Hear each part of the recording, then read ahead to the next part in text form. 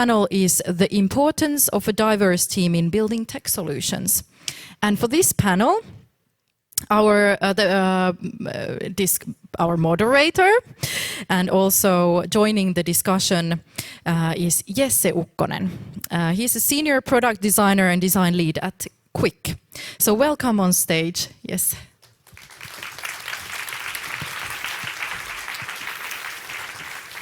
Thank you very much.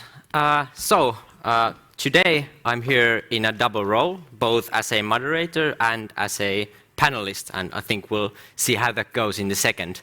But about the topic today, I think many of us in this room and online already acknowledge that diversity in building tech solutions and teams is quite important. So that's why our goal today is to dig deeper into the why and how. What's diversity, what's inclusive design, and how we can propel that forward for everyone. And of course, the discussion is more interesting if I'm not here alone as a cis male in tech, so I would like to bring to the stage our panelists. Let's give a warm applause.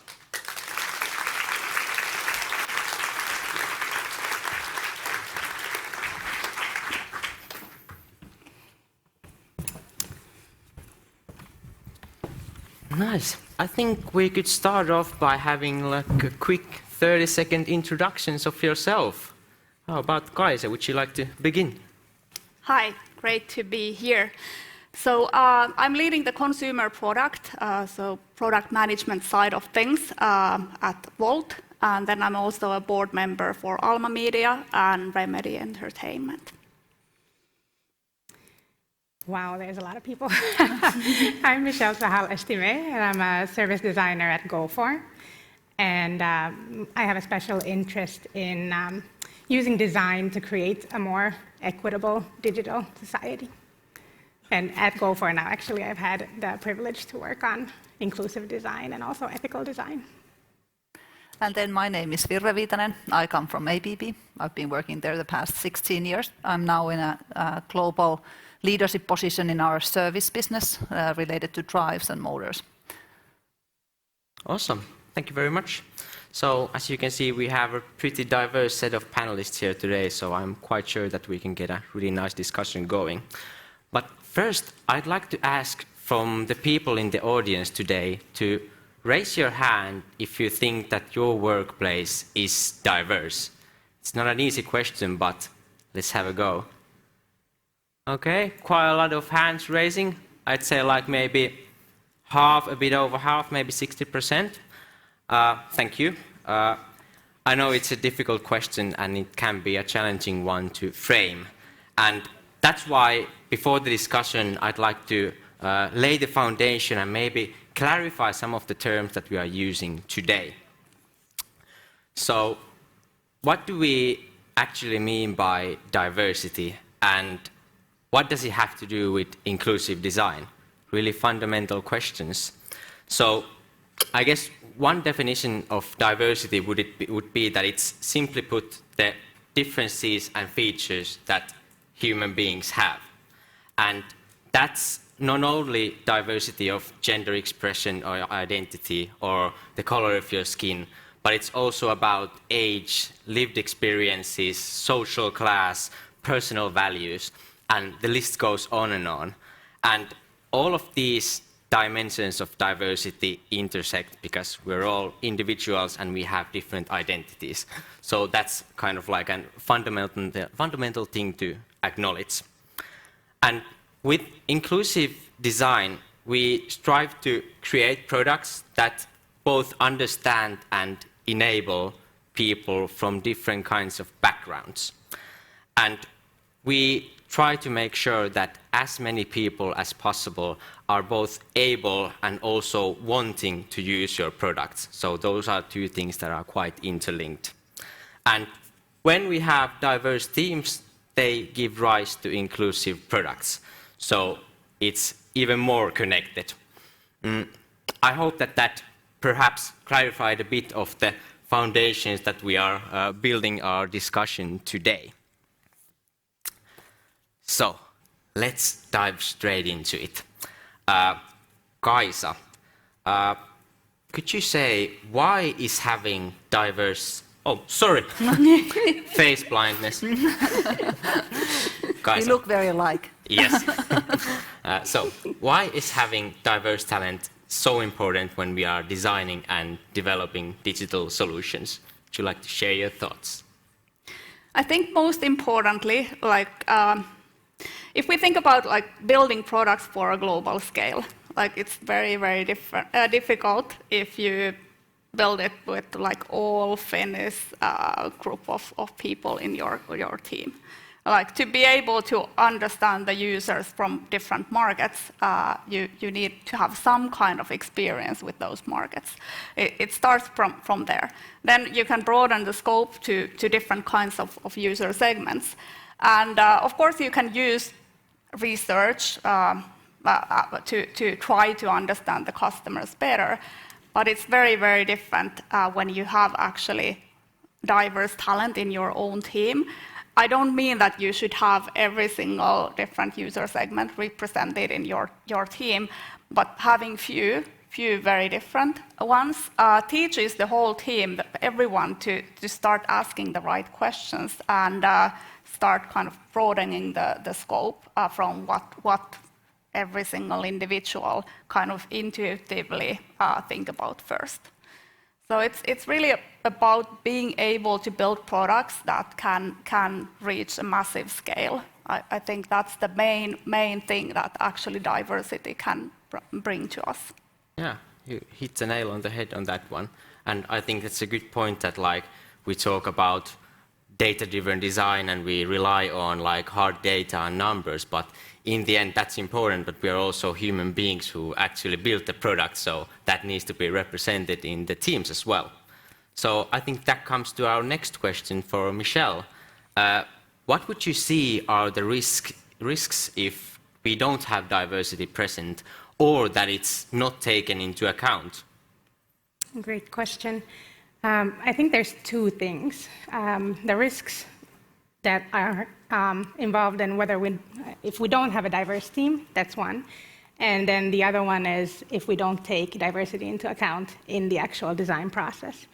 So if we don't have a diverse team, much like Kaisa was saying, we have this difficulty perhaps empathizing and understanding the end user.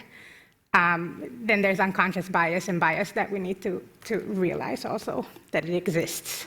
We all have it. It's just something we need to recognize.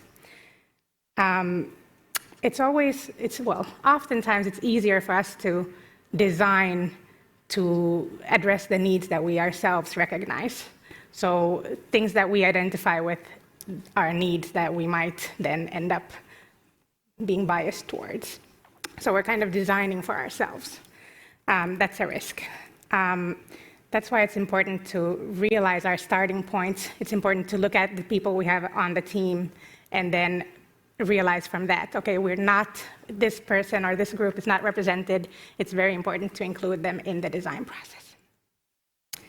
Kind of building on what Kaisa also said just now, if we don't have, in teams where we have diversity, when we have someone who shares the same minority trait as the end user, the whole team understands it better. This is something that the research has shown in the past. So we know that, for example, for ethnic minorities, if we have one team member who shares the same ethnic background or minority background as the end user, the whole team then understands that user 152% better.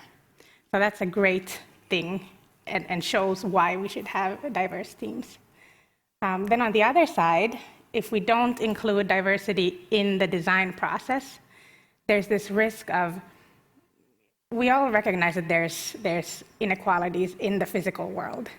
Me, I'm a designer working on digitalization, digital transformation. For me, if I recognize that there are inequalities in the physical that I don't want to bring to the digital society or digital world, it's super important that I take diversity into account in the design process. Other than that, we risk recreating these inequalities from the physical, but there's also a number of new inequalities that we might be creating in the digital sphere as well. Those are like some hard facts that are really hard to argue against. I think you brought them up really well. Thank you. And now it's time for Virve. You've been in the industry for a long time, and as you said, in ABB as well. I would be curious to hear that when did you first begin to notice the importance of diversity and inclusion in the tech field? Do you have like a defining moment, or when did the light bulb turn up? Yes, I think I actually have a kind of a timeline or in mind when around maybe 15 years ago or a bit less, that ABB has done a lot of kind of world innovative products in Finland that have been then spread all over the world. And at some point in time, for every product, there comes the time that the beautiful product with the perfect features that the engineers have done in their chambers is just not enough. It's just not enough. There's competition. There's people, the end users. They're expecting something else than just the product. And that tipping point then comes, and then you need to actually start considering, hey, by the way, maybe this Finnish engineer who is great at designing these features is not the best person to know everything that the customer might need all along the journey of this, how they use the product, how the whole experience that the customer has around using and servicing and the whole life cycle of the product, because many of our products the customers will be using for 15, 20 years. So for us, I think in a certain area, this came around the 2009 kind of recession, that this was, and then the importance of sales came. Hey, by the way, we actually need to sell these things in the world, everywhere in the world, in the markets, with the global market understanding, and that's kind of where that diversity comes in. And then you start getting this feedback back to the center of the universe is not in the factory where these are being designed. The center of the universe is actually where the equipment is being used. So I think that's, for me at least, one of these kind of moments that I've recognized. Oh, that's great. And like a product or a company like ABB that makes products in such a big scale and in really different kinds of settings, I think like the importance of user testing or hearing your end user is like crucial, because like yes. the environments are so diverse in a way. Yes. On the other side, it's hard for me to, I'm thinking here when we're talking about this end user experience based on their, like what they are like. I'm thinking, what is the end user like for our drive or a motor? And I sense that that's a very kind of in a way similar end user in the end. That's a very technical person who is using it, but there's many people in the chain, in the kind of process, making those decisions on what is the equipment you end up with, and all of them have their own experience around the process and the equipment, and all of that in a very complex value chain you would need to somehow be able to understand, and I think that's where kind of diversity is really, really important. Yeah. For sure. Is there something that Michelle or Kaisa would like to add on these notes? I think it's really impressive that you have this like timeline of when you understood this. For me, there's not a clear timeline, but there was I have a history of working in the UN and NGOs before, and kind of always working on reducing inequalities. And for me, digital transformation, digitalization, all these things started popping up in everything I was doing. And I realized I wanted to kind of lean more into the digitalization part of the work. And that there is when inclusive design started coming up for me for the first time. And there's some really, really cool people that I've heard talking. Yasin Sam from Google has been definitely someone that I've looked up to in her discussions on DEI and technology. I found it interesting also what you mentioned about the kind of the difference in between B2C, business to consumer, versus B2B. It might be that even like on B2B side, we have even greater responsibility, because we actually enable the diversity in those fields where people in businesses are using whatever we are building for them. I have a background like previous 10 years from gaming, and was working for 7 years for Unity, which is the largest game engine out there. And why the diversity is so important there is that we enable the game developers then, and basically enable the diversity among that group, so that they can then build games for diverse user groups. Yeah. I think about the risk of what happens if we don't have the diversity. I would also bring the point across that Merja was saying about that there's a lack of, we feel it as well very much in our business, that it's really hard to get the talent in place. And if you don't have a diverse, inclusive environment nowadays, I think that message tells, and you will not have the talented people coming to work for you. My experience is that working in a diverse team is great. There's great energy and fun. It's very different to being the only non-technical person or women in the room with the technical guys talking about the quality topics of the drive in detail in a management team. It's very different when people are coming from different backgrounds and age groups and so on. It's fun. Yeah. And I actually also believe that there is more room for innovation in diverse teams, just simply because you are combining ideas from multiple different groups and backgrounds. Yes. Yeah, quite true. And it's quite interesting, like a meta layer, that we have product teams that enable other product teams to create products for maybe the end user who would be like a regular citizen. So it kind of cascades. Well, now that we've more or less discussed about and acknowledged the importance of diversity when we are designing and developing tech solution, how are you taking diversity into account in your own organization? So do you have like some examples? How is it showing up? I think we touched upon those subjects a bit, but we could dive a bit deeper. Who wants to go first? Maybe I'll bring some examples from Wolt first. We are quite early actually with the journey. We did, right before I joined 6 months ago, there was a bigger survey going on, but it's also publicly released about diversity at Wolt. It's like gender diversity almost 50-50, but when we dive deeper into what is happening in the R&D side of things and product side of things, things don't look that positive anymore.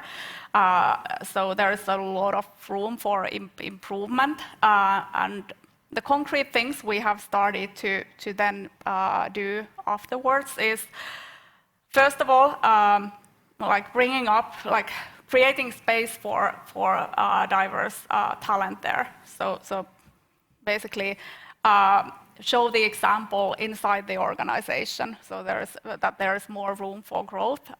We have different kinds of mentorship programs, and then we also pay attention to this in hiring when going forward.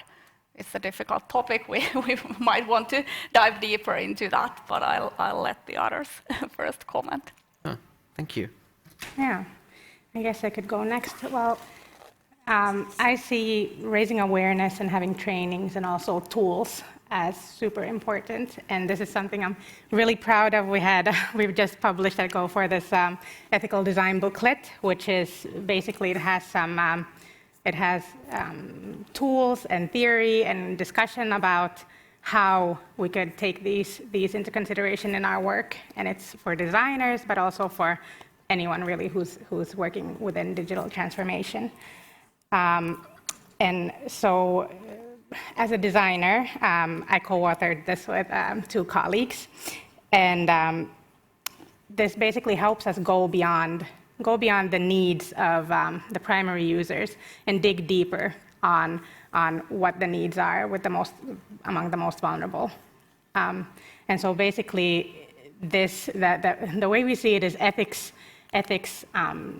The basis of ethics is to promote good life in just societies. That's how we see it, and this will help us get there. So when we're talking about just societies, the most vulnerable have to be also involved. So yes, this booklet has concrete tools, first to recognize who the most vulnerable are, and then how we can actually involve them throughout the processes. We have, in addition to the tools, we have a reverse stakeholder map. Many of us probably know what a stakeholder map is, but the reverse stakeholder map in this book puts the most vulnerable in the center, and then we build upon that. So that's something that kind of switches our thinking in our work. In addition to that, we also have these 9 ethical design lenses here, which help us look at our work, our projects, our organizations, and even society around us through a different kind of perspective that centers the most vulnerable.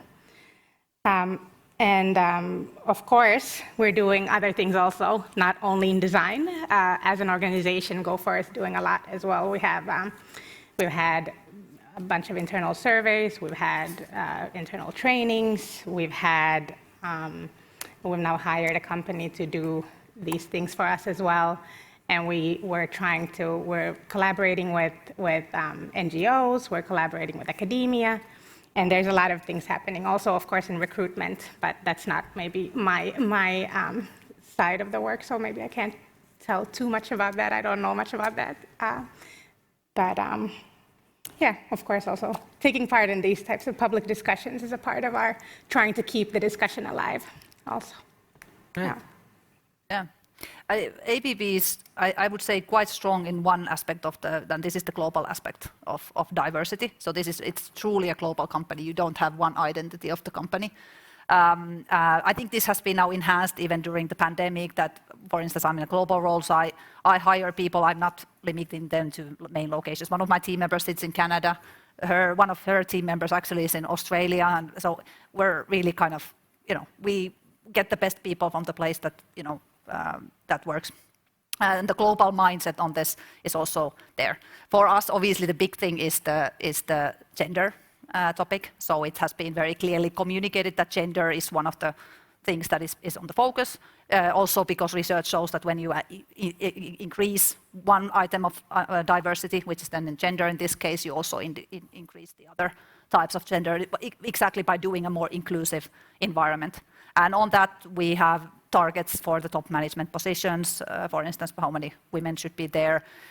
There's been these unconscious bias trainings that have been taken for all the managers, which is quite eye-opening, honestly, in terms of, okay, are you hiring the same kind of people who you are yourself? And then job ads also in our world, so easily they're very technical and the expectations are put on very kind of from the one angle perspective that what is needed, but actually is it needed? So those would be kind of some maybe practical examples from our world. Yeah, super concrete. And I think like the thing that when you as a company and organization are learning and kind of going through the journey of taking into account diversity and inclusion, it's super great if you can share some of those learning outside of the organization. I think like something that I regularly do is to benchmark different kinds of job postings and see like, are there any gender specific things or like some wordings or terms that would hint that they are looking for a certain kind of person, whether that's be conscious or not conscious. But maybe we could chat about kind of how have you developed the kind of the awareness of like how to update job postings or how to maybe approach inclusive design or how to approach recruiting and internal communications. Have there been some like clear topics that you've needed maybe outside help from consultancies or like DEI experts, well, such as inclusive or the sorts? We have formed a function. We have I don't know if it's still, I think it's still existing, is this diversity and inclusion function that was really kind of on a global level in the headquarters, supporting this and exactly looking at these kind of trainings and things that can go across.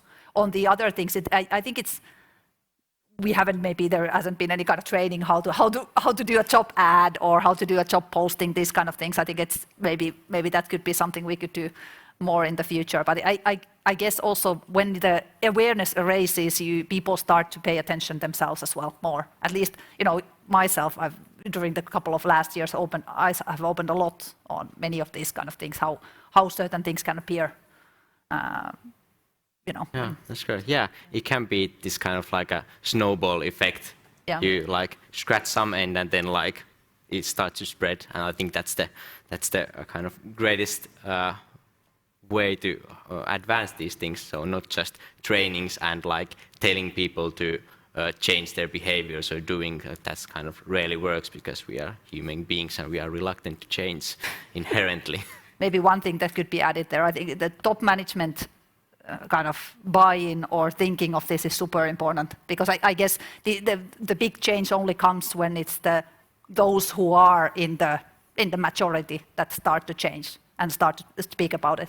And that's I think that can be seen in our case that this is happening, and I'm hoping that will then turn the switch. But like some years back, it was always the women expected to be talking about diversity and inclusion, and that's, you know, it will never change as long as women are having the discussions between themselves. Yeah, in this aspect of the diversity. Yeah. I feel it's also important to really measure and understand where the company is right now regarding the topic. So if you are just getting started with this, like really understand where we are today, what are the numbers today, and then start measuring over time. Like, are we moving towards the right direction? Like you want to not only talk about it and give guidance, but actually see the results. Exactly. That's true. That's very true. And what you said about having the top level kind of, buy-in from the top level, it's really important. And that's something that we've been lucky to have, I think, at Gofore. But I think on the other side, it's also important to have, you know, the people on the ground talking about it, and the people on the ground kind of pushing for an inclusive environment, because having something coming from top down doesn't always work. So it's super important to have it also on the kind of level of I guess us, the staff. I think looking into kind of benchmarking, I haven't benchmarked much related to or I haven't found really great references, except for now when we did the ethical design booklet. Actually, there was we had a big benchmarking process and really went through the different ethical design frameworks and inclusive design frameworks, and those have been really useful also in kind of developing our own framework, and that was on the level of designers. So that's something we did, and it's also something then that the organization has been able to adopt as well. So, yeah, that's really great to hear. I guess like something that as a company you can do, and something that we've done at Qvik, is to offer accessibility and inclusive design training for all. So that like it's a drop-in event where everyone who's interested can come. And usually the discussions are super interesting when like designers, developers, salespeople, maybe leadership team are coming together and discussing these things from their own angles. And I guess like when it comes to benchmarks, we could talk about those for a second. At least something that always pops into mind is Microsoft and their inclusive design toolkit, which is a really great resource. But something that I've noticed as well is also Airbnbs. They have this toolkit called Another Lens. There are similar things here, but maybe the kind of common denominator that I've observed is that they are taking the bias into the kind of center, and they're kind of like helping us to reduce the effects of bias within the creative process. And that's quite important on the emphasis of reducing, because as said, we all have biases, we're human beings and we can't get rid of them. We shouldn't be guilty of having bias, but we can work towards diminishing the effect of those when we are creating products to all of humanity or all of Finland or in a global scale. But yeah, I'm curious to hear, have you adopted or kind of noticed any best practices from other companies or organizations regarding inclusive design, and have you kind of taken some of those into use or discussed in your organizations? Well, I can start, I guess, because we just did this. And inclusive design, of course, Microsoft is always something that I personally refer back to. And Kat Holmes had this excellent book called Mismatch, How Inclusion Shapes Design. Great book, everyone should read it.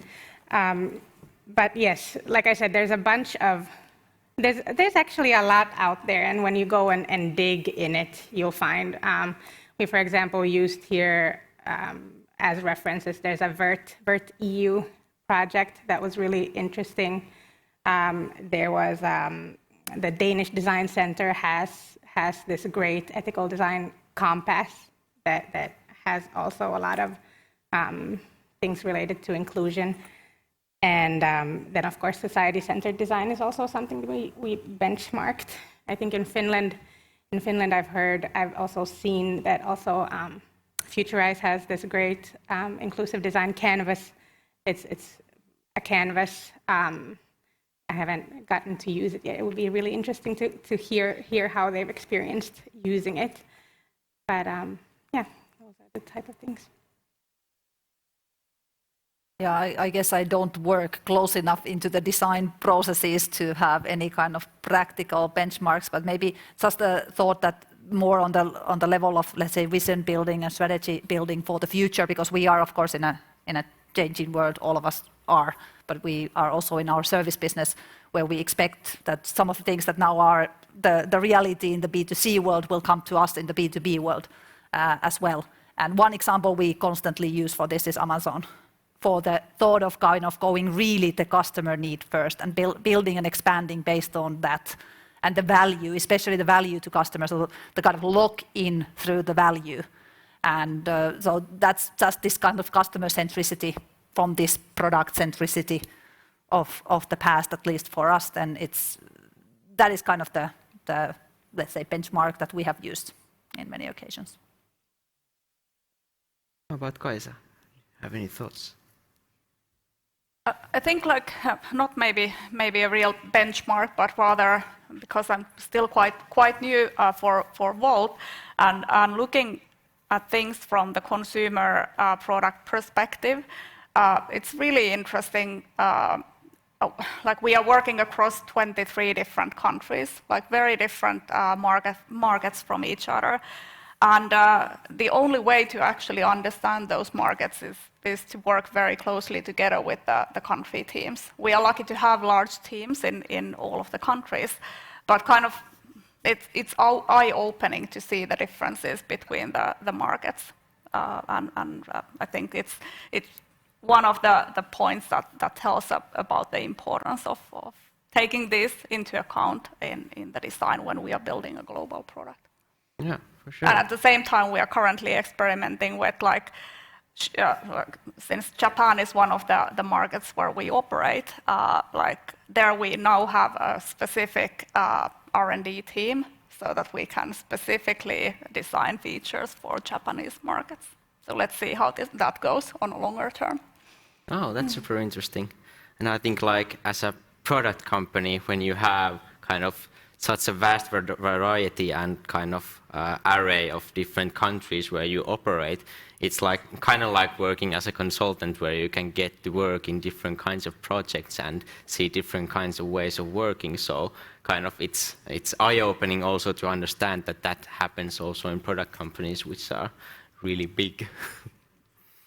Yeah, we could dive a bit deeper into designing and maybe operating with inclusivity in mind. And I guess like my approach and that of Qvik's to inclusive design is that we're trying to more or less integrate different kinds of inclusive practices to our everyday work. Like I said, like figuring out how you can advance inclusivity as a designer, as a developer, as a salesperson or a recruiter, we're kind of all in the same boat. And as we create mostly B2C, so consumer services, we can't really serve a mythical average user because that doesn't actually exist, and that comes up nicely in the inclusive design toolkit as well. And that's just because we are excluding many people, and that's also just not smart business. So these kind of different layers of inclusive design, they're also baked into our concrete roadmap of DEI. Would you have some kind of thoughts, experiences, or examples of kind of inclusive practices or designs that you've achieved with a diverse team? That's a really hard one, but try your best. We're all doing it. Yeah, I guess I can start. There's this one project that I am also particularly proud of. It's a collaboration between Plan International and Samsung. I'd like to tell more about that one. But I think it's important to realize that inclusive design, it's not always about the end product. It's also about the process. So in this project, we managed to both were equally important. The process of including young women and girls in all their diversity, from the Nordics, but also from around the world, was very, very central to this project. But also, of course, then the outcome of the project reflects that. So you can't really have the inclusive outcome unless you follow the process. That's important to remember. So in this project, diversity was one of the main drivers. That's something we decided on very early. In the kickoff meeting, it was already set. Diversity is a design driver in this project, which is really important, because if you don't define that early, then you're missing out on actually including people. So what we did was we co-created this prototype to address then both the hate speech and feelings of insecurity that young women and girls have on social media. And the outcome then was this prototype called Fair Lens, which was then, we call it a girl-led process. It was a process that was led and included young women and girls throughout. So this Fair Lens then, it's a prototype. It's currently in the prototyping phase, but it's something that can be used for kind of creating the discussion around the topics of young women and girls feeling unsafe on social media, and also the importance of diversity in the tech field.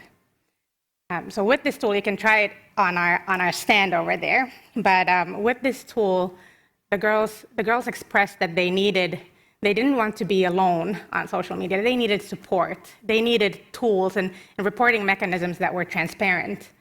And they also needed to not feel unsafe on social media. So what you can do with this tool then, you can report, there's a gender-specific reporting mechanism. You can report gender-biased posts or hate speech or anything that's kind of unpleasant from the gender-specific perspective. You can report that. It goes to this community of I guess, voters. They vote on, is this inappropriate content or not? And then if it's actually inappropriate content, then it goes there goes a message to the content creator saying, this wasn't okay, maybe you can do better next time, or something like this. I don't remember the exact message. You can read it in the prototype.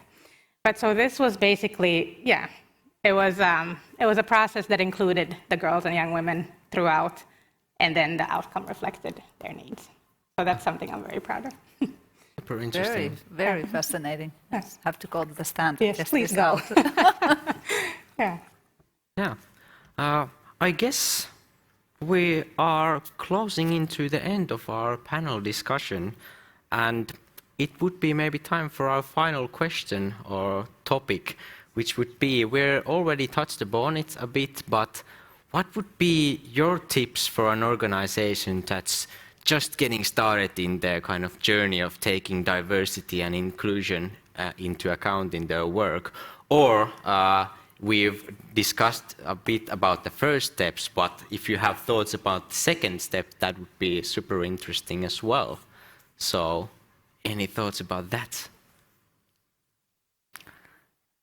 Well, I guess what I was saying, and maybe in general, especially if we're coming from this product-centric world, then putting the customer somehow in the center, really getting the voice of the customer into this and listening, really listening, and not through your product, but through the customer pain points, and then kind of through that understanding what you actually need, and that kind of can build at least part of this, let's say, interest and understanding of what is needed. And then I already said it, I think it has to start from the top management. It probably needs to kind of come, it has to be genuine, it has to be practical in a way that people feel it's like not like something that is visionary talk on the upworld, but if you can see that this is lived in the top management, that starts to then create this understanding that, hey, this is something that is not going to go away, it's something that we truly believe in. So hiring, I think the hiring, putting attention to hiring, because that's the main thing, how you get people, new people in. There might be difficulty changing the existing people, but getting more of the kind of diversity through that. Yeah, I think like representation and retention are like one of the kind of core things here, and also like really challenging ones, especially the latter one. Yes. I think I can continue with the hiring theme. So I actually have seen that working in the past. So we set certain targets for how we want to increase the diversity of the teams, and we were able to grow the amount of women in the R&D orgs by 10 percentage points. So it's quite significant. And the main thing that we did in the recruiting process was that there had to be candidates brought to the process when we were choosing the right candidates for the interviews. So there was no way for the recruiting team to say that, okay, we can't find this talent. It was mandatory for them to bring the talent. And I think that's the only way for making it happen. We know that there is less of this talent available, but we want to give them equal opportunities to get interviewed, and I think that's the main thing that can be done to improve the teams. For sure. Well, again, from the design perspective, I think it's important to look inward, look at who's on our team and who's not, and then go from there and focusing on including those types of perspectives then in the user research or throughout the design process. And one really important thing is to actually prioritize it, because it doesn't happen automatically. And that's something we need to also recognize. If we don't pay attention now, attention won't be paid. So prioritize it, and also then earmark resources for it. Because it's not also something that happens, like I said, it doesn't just happen. We have to pay attention. We have to put funds to perhaps doing more wider user research, for example. That's something we have to pay attention to. And of course, you can read our ethical design booklet to have some tools and tips as well. Awesome. Hey. Thank you for this discussion. I think I hope that the audience, or at least me, got loads out of it. It was super interesting. And most of all, thank you